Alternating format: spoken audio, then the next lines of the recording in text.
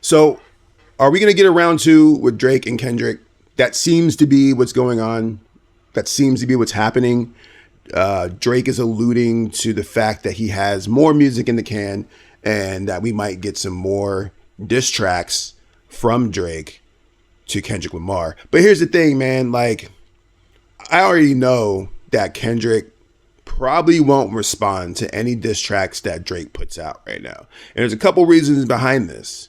One, he has the hottest hip hop single of the year that's about Drake that's still burning right now. It's still top 5 on the Billboard charts and will probably remain as a top 10 single for the rest of the year. So it's like he doesn't need to really do another diss track at this point, simply because that the one that he still has is already burning up the charts, and people are, you got the HBCU bands playing it as the intros to their shit. You got Kamala Harris quoting it.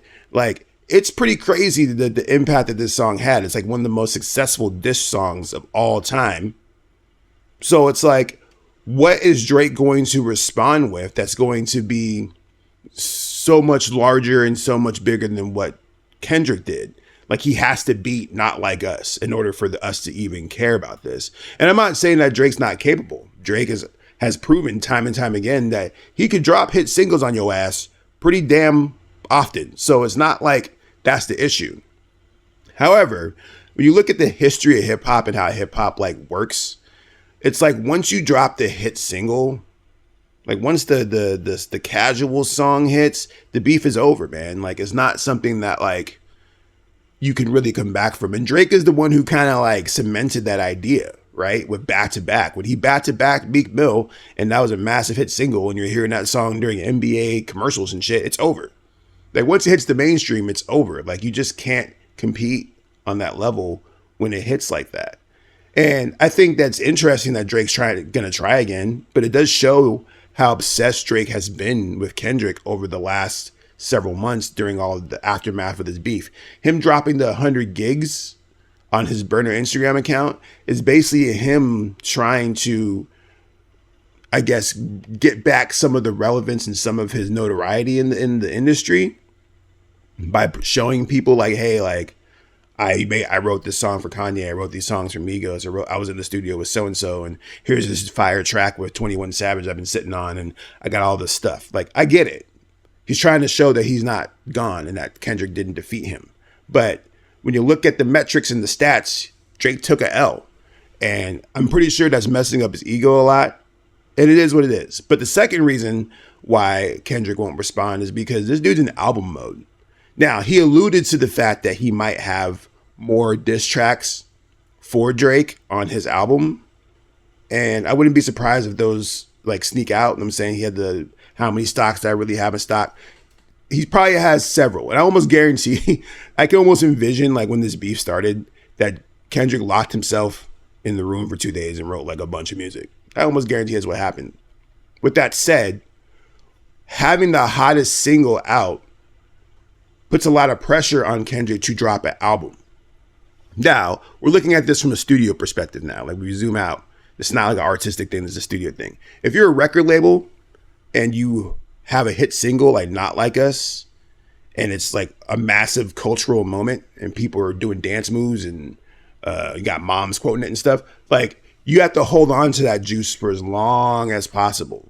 Like, you really and truly do. Like, otherwise what ends up happening is that, you know, you lose that momentum, you lose that steam. So there's a lot of ways that he could approach this, right? He could do a Not Like Us remix with all the West Coast people. You could do a Not Like Us documentary on the Pop Out, which I actually wouldn't be surprised if that's something that ends up happening. And you're going to see this get milked for a bit. And from a studio perspective, you have to think about the timing, like the record label's perspective. Like, when is the best time for Kendrick to drop an album with this much buzz and this much momentum right now?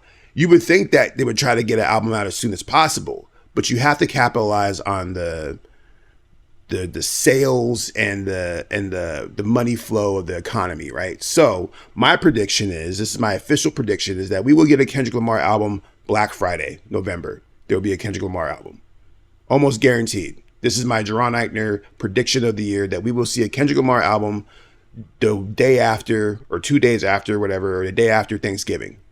that week we will see a Kendrick Lamar album. Why? Because it's Black Friday. It's the most profitable week of the year. This is when people buy their albums. This is when artists go and usually drop, like all the big artists typically usually drop their fourth quarter releases from between that time period. So Black Friday to Christmas, right?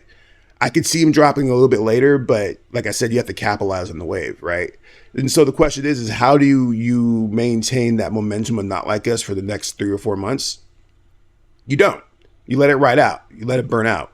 Kendrick Lamar will probably drop another single sometime early November, announce the album, etc. so forth. The only way that this changes is if Drake drops a God's Plan level single that is a Kendrick Lamar diss track that breaks this dude down, that is all factual, I guess, or close to it. But one of the interesting theories that people are talking about with this 100 gigs thing, which is goofy, is the fact that it's going to lead up to the fact that Drake was fed Kendrick fake information. That's going to be one of the videos. This is going to be him and his boys sitting around and being like, aha, we're going to send him this stuff. Something like that, which would hurt Kendrick's credibility because, Meet the Grams, allegedly, a lot of the stuff he said on there was fed to him by a mole from OVO. And that situation got super weird at one point. I'm not sure if you guys were ever following the Kendrick Lamar subreddits or the Drake subreddits when all this shit was going down, and you had that guy, Black Beauty, who was allegedly posting photos of Drake abusing people, and he was the one that had all the stuff, and it got super, super weird. And I actually don't even know what ended up happening with that. If you know what I'm talking about, if you follow the Kendrick Lamar and Drake beef to that level where you were on the subreddits and seeing all that content, could you tell me what that was like, how that ended up finishing in the comments? Because I'm really actually curious.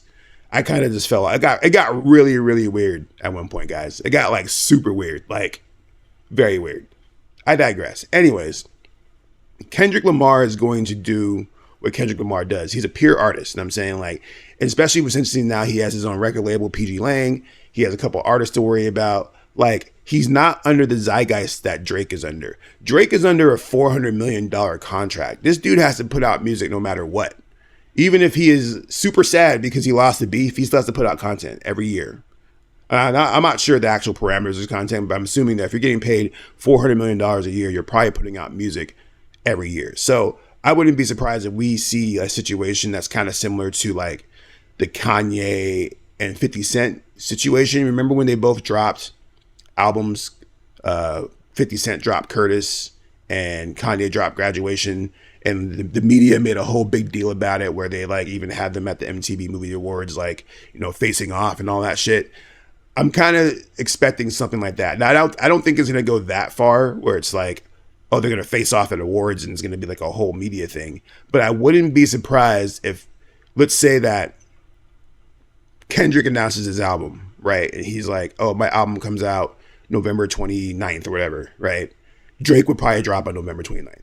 That's how I see that playing out. And it probably won't be like announced. It'll probably be like a surprise drop. It might not even be a full album. It might just be a single. Like Drake's whole strategy at this point will be to try to dampen Kendrick's wave as much as possible because of the fact that, Kendrick's the hottest rapper of the year right now. And that's because he took down Drake. And so Drake has to fucking find a way to dampen that. And I think the most likely way that he's going to do that is literally be like, as soon as Kendrick drops something, I'm going to try to suppress it. Kind of similar to how Kendrick did Big Sean. Similar to that. Basically, Drake's gonna Kendrick him in the same way that Kendrick did Big Sean, if that makes any sense to y'all. We will see though. Like I said, my prediction is locked in. New Kendrick Lamar album, November, Black Friday. That week, we'll probably get a single top of November. We'll probably also get new Drake music at that same time as he tries to start round 2 or continue this beef or make some type of comeuppance on Kendrick. And I might be absolutely wrong, but it's always fun to predict these things. Let me know your guys' prediction in the comments. I'm actually very curious to see what you guys think about this beef. Should Drake respond? Like, should Drake start round 2? And if Drake does start round 2, should Kendrick respond? Like, do you guys even care about this beef anymore? To be honest, this beef has probably been the most interesting thing in hip hop that's happened in the last couple of years. And it definitely saved hip hop, like streaming numbers wise, because hip hop, I literally remember an article coming out like 2 weeks prior, maybe a month prior to the beef, where it was like hip hop sales are like at an all time low, and it's like the worst it's been in decades. And then boom, Kendrick Lamar and Drake. So from like a record label and like an industry perspective, like it's actually very highly incentive to see these guys clash again, just for the sake of the numbers and then the money, right? But we will see. I hope you guys are having a good day. We'll see you guys in the next video. Make sure you do all the bullshit you do on YouTube, like, subscribe, follow, yada, yada, yada. Peace.